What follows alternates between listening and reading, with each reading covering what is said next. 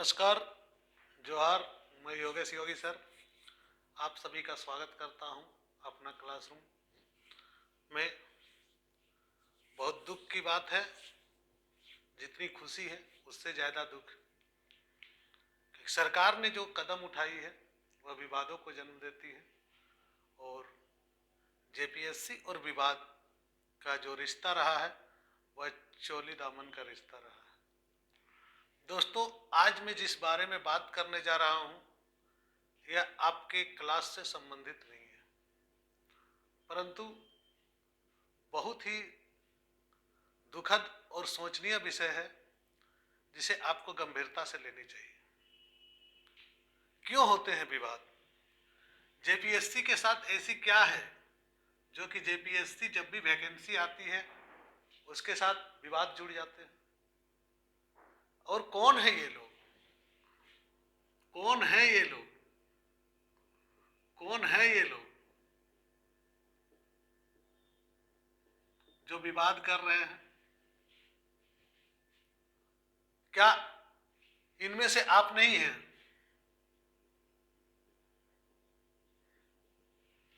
मैं नहीं हूं, फिर कौन है? फिर कौन है ये लोग?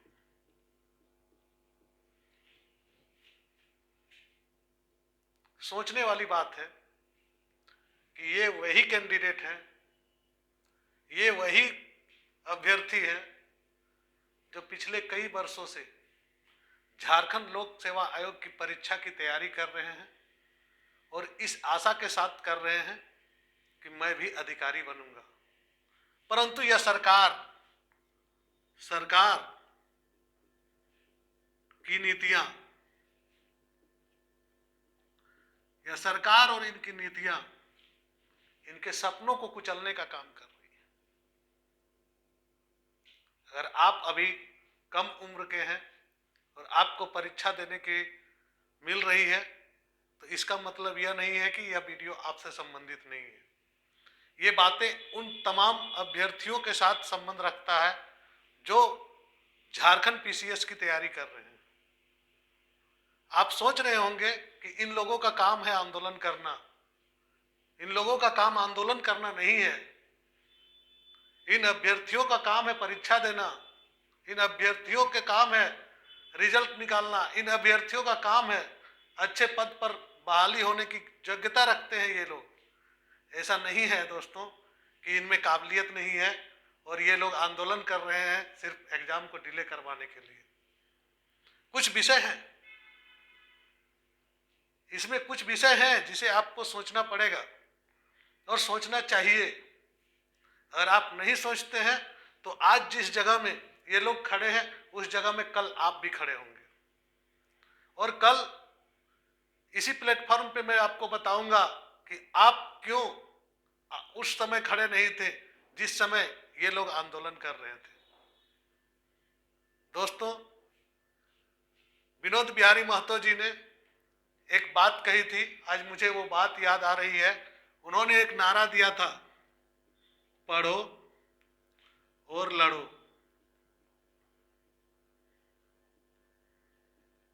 पढ़ो और लड़ो। स्वर्गीय विनोद बिहारी महतो जी, जो कि आप जानते हैं कि झारखंड के प्रखर नेता थे और उनके नाम से शिक्षा और जो शिक्षा संस्थाएं हैं वह झारखंड में कितनी शिक्षा को उन्होंने बढ़ावा दी। तो उनका पहला लक्ष्य था पढ़ो, परंतु अपने हक के लिए अपने हक को मत छोड़ो, उसके लिए लड़ो और लड़ाई करनी होगी। जब तक आप लड़ाई नहीं करेंगे तब तक आपको आपका हक नहीं मिलेगा।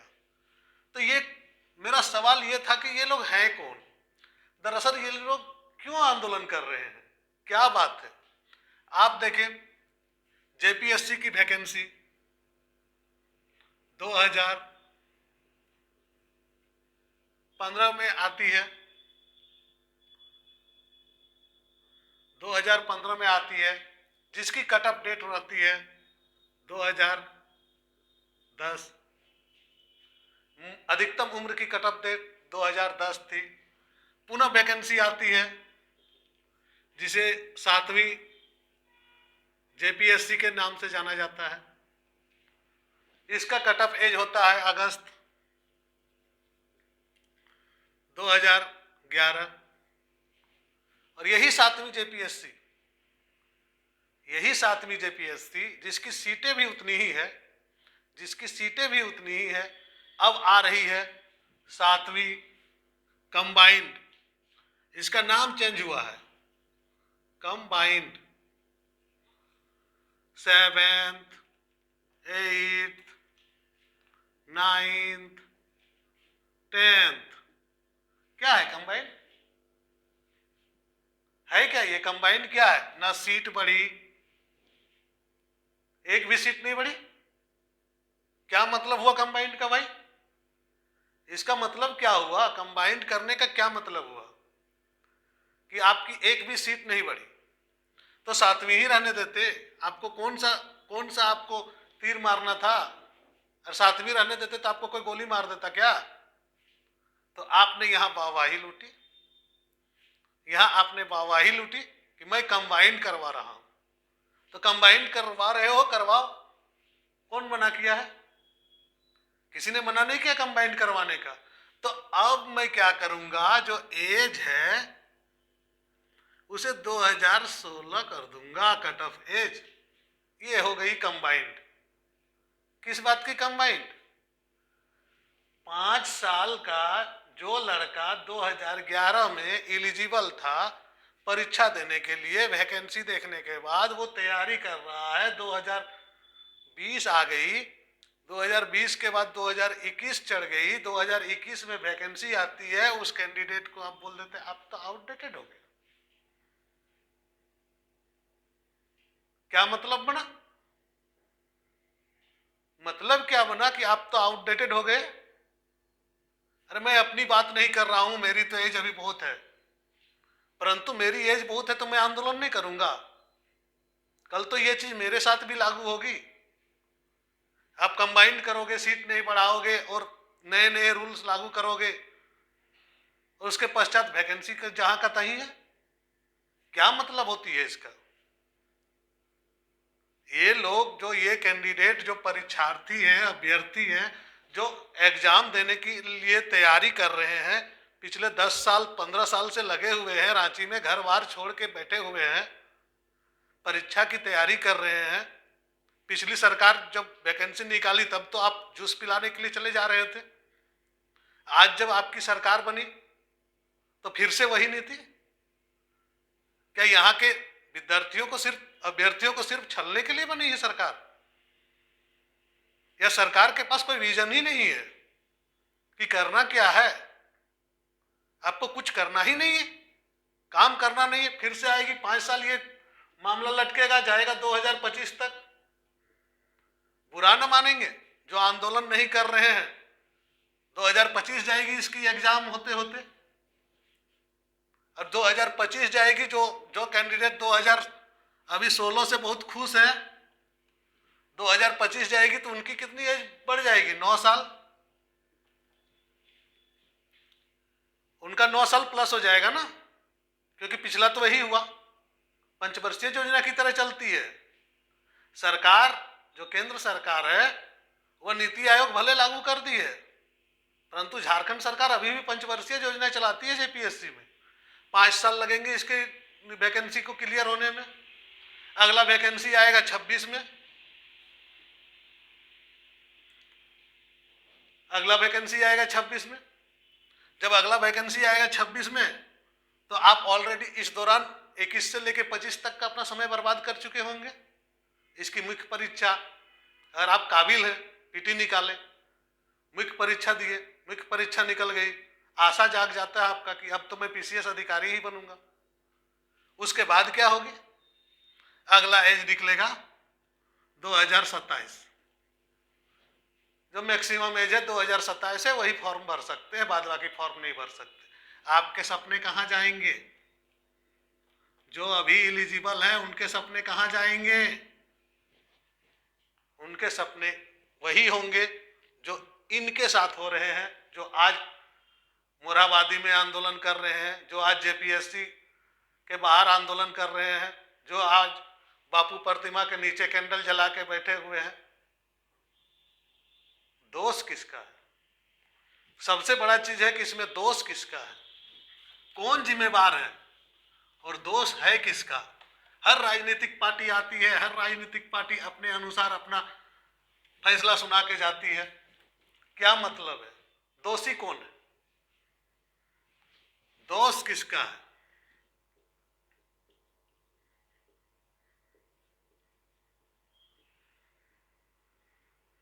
दोष किनका है? इन कैंडिडेट्स को जिन्होंने सपने देखे, ये अभ्यर्थी जो परीक्षा की तैयारी करना चाह रहे थे, दोष इनका है कि इन्होंने झारखंड में जन्म लिया।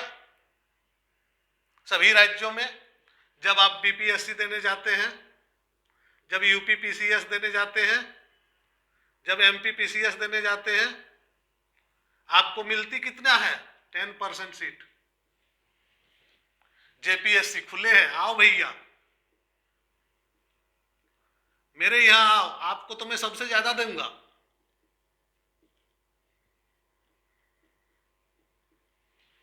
ओपन है मेरे यहाँ, आइए ना, आपको तो मैं बुला रहा हूं, बैक डोर से आइए, सामने से आइए, जैसे आना है आइए। क्यों क्यों है ये नीति? ये हमारे सरकार को सोचना चाहिए। ये इस बिंदु पर हमारे सरकार को सोचनी चाहिए, जेपीएससी को सोचनी चाहिए कि झारखंड राज्य जो झारखंड बना, उसका क्या उद्देश्य था, किस उद्देश्य को लेकर झारखंड राज्य का निर्माण हुआ, क्या उद्देश्यों की पूर्ति हो रही, क्या यहाँ के लोगों को मिल रहा है उनका हक? यहाँ के ओबीसी को सीट मिला नहीं, एससी एसटी को अधिकार मिला नहीं, आप जनरल को सीट दे रहे हैं। मैं नहीं बोल रहा हूं कि मत दीजिए, सबको सीट दीजिए। यहां पे एक बिंदु लिखा हुआ है उम्र संबंधी, शायद आप लोगों ने ध्यान से नहीं पढ़ा होगा, मैं बताता हूं क्यों हो रहा है आंदोलन। इसमें लिखा हुआ है, स्पष्ट तौर पे लिखा हुआ है कि कार्मिक प्रशासनिक सुधार तथा राजभाषा विभाग के संकल्प संख्या 805 दिनांक 5/2/2021 के आलोक में संयुक्त असैनिक सेवा प्रतियोगिता परीक्षा 2021 हेतु उम्मीदवारों के लिए न्यूनतम उम्र की गणना 1/3/2021 एवं अधिकतम उम्र की गणना 1/8/2016 के आधार पर की जाएगी। यहां तक तो ठीक है, परंतु 2016-2011 भी तो हो सकती है। लेकिन उसके अगले लाइन पर आपत्ति है, लिखा गया कि आयु सीमा का उपरोक्त कटअप तिथि छूट का प्रावधान मात्र आगामी परीक्षा के लिए मान्य है। यानी कि ये जो कंबाइंड है इसी में मान्य है, इसी में मान्य है 2016। उसके पश्चात क्या करने वाले सोचे हैं कभी? इसके पश्चात वो वही करेंगे, 5 वर्ष बाद इसकी मुख्य परीक्षा होगी, क्लियर होगी, और फिर से एज आएंगे 2027। तब जो 2016 में आ रहे हैं, 2018 में आ रहे हैं, 2020 में आ रहे हैं, उनकी 5 साल बर्बाद हो चुकी होगी और वे नेक्स्ट फॉर्म भरने के लायक भी नहीं रहेंगे। शर्म की बात है ये। और आप बोलते हैं जो आंदोलन कर रहे हैं उन्हें हौसला देने के बजाय आप उन्हें बोलते हैं कि अंकल आंटी आप लोगों का समय चला गया। अरे वे भी किसी के पुत्र हैं, वे भी किसी की पुत्रियां हैं जिन्होंने सपने देखे थे कि हमारे बच्चे अधिकारी बनेंगे, और आप आज जो सोच रहे हैं कल आपके बारे में भी वही सोचा जाएगा।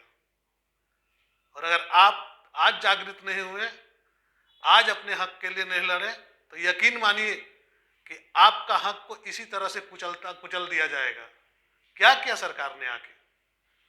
कोई विजन नहीं। क्यों ऐसी बातें हो रही है? क्या किया? आया सीधा सा शिक्षक बहाली। अरे भाई जो ज्वाइन कर लिए हैं वे ज्वाइन ठीक है, जिनका नहीं हुआ है वे रद्द हो गए।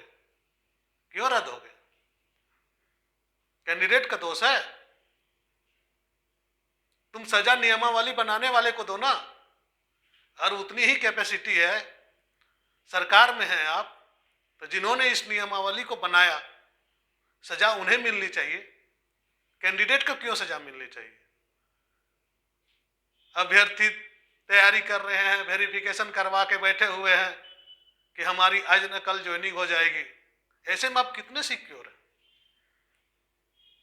आप कितने सिक्योर हैं कि आपकी आज जो ज्वाइनिंग हो जाएगी, जेपीएससी हो, जेपीएससी हो, जेएसएससी हो, टेट से हो या किसी भी परीक्षा से हो, आपकी जो अभ्यर्थिता जो ज्वाइनिंग हो गई,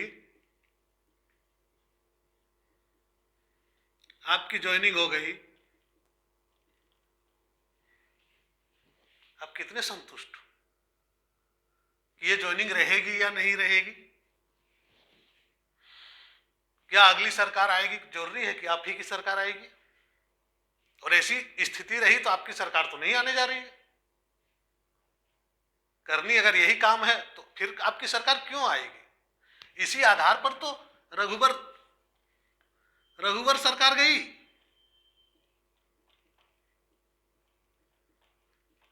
आप क्या आशा करके बैठे हैं कि आपकी सरकार फिर से आ जाएगी? अगर आपकी सरकार आ जाती है, और हाईकोर्ट भी तो है, वो भी तो अपना निर्णय देते हैं, उन्होंने अगर पात्रता रद्द कर दी तो क्या करेंगे? कैंडिडेट तो भुक्तभोगी तब भी भुगत रहे थे, सरकार चेंज भी तब भी भुगत रहे हैं, उनको तो कोई फर्क नहीं पड़ता। स्पष्ट विजन की जरूरत है, स्पष्ट विजन की, एकदम क्लियर,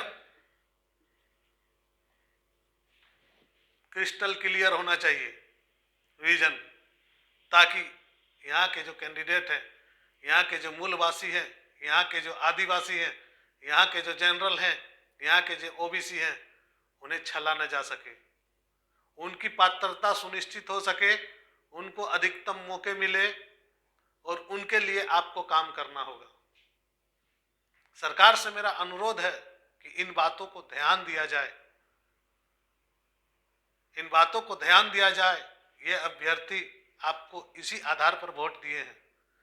इन अभ्यर्थियों ने अगर आपको चुना है, कोई भी माइनर नहीं है, इन अभ्यर्थियों ने अगर आपको चुना है तो कुछ आशा लगा के चुना है कि नई सरकार आएगी, युवाओं की सरकार आएगी, युवा विरोधी सरकार नहीं आएगी। तो इस आशा से चुना है मुख्यमंत्री हेमंत सोरेन जी को कि आप इन बातों को ध्यान रखेंगे और झारखंड की जो बेरोजगार युवा हैं उन्हें सही मार्गदर्शन करेंगे, और सही पद पर जो योग्य हैं, ये मांग क्या रहे हैं? आपसे भीख नहीं मांग रहे। एक भी कैंडिडेट ऐसा नहीं है जो कि सक्षम घराने से नहीं है। जो पीसीएस की तैयारी करते हैं उन्हें पता है कि अगर मैं यहां से गिरा तो मैं बेरोजगार ही होऊंगा, वे इस बात को जानते हैं, फिर भी तैयारी करते हैं,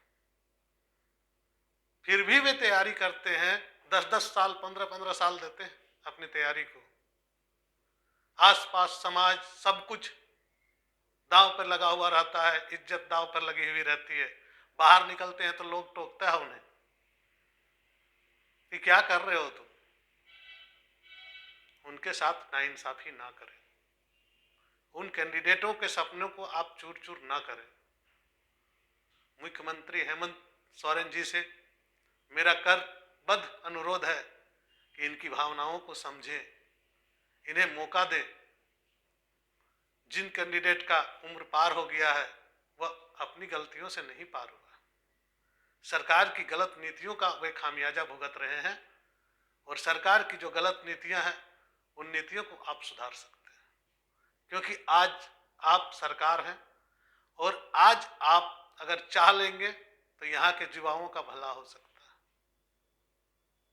है। एक अच्छे मुख्यमंत्री के रूप में आप आए, जैसा सभी ने सोचा है, जिस उम्मीद के साथ आपको सभी ने वोट में पूरी देश में भाजपा की लहर रहते हुए भी आपको चुना है, तो उसके पीछे का सिर्फ एकमात्र कारण है कि इन्हें लगा कि आप कुछ करेंगे, और आपने आश्वासन भी दिया था। धन्यवाद, जोहार। और मुख्यमंत्री जी जरा ध्यान देंगे इन बातों को। धन्यवाद।